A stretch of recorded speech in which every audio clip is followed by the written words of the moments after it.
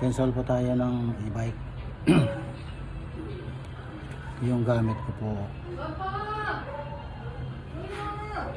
Yan po ang gamit ko na gear oil.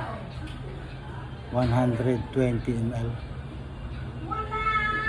Ayan po siya. Natanggal ko na po yung kanyang langis. Na-drain ko na po. Ayan o. Masyado nang maitim, malabo na po. Dahil ang tagal ko po siyang hindi na change oil.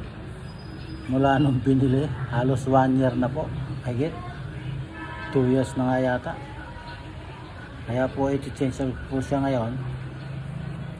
Tapos sa susunod mga 6 months. Kada 6 months ko na siya iti-change oil. Ang gamit nga pala dito sa ilalim ay Gis, tsaka nasa ilalim ay 12. Yung sa itaas naman ay Gis.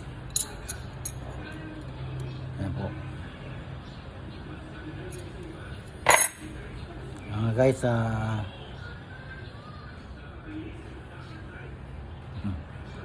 ayan po siya. Ilalagay ko na po ito lahat. Itong gear oil.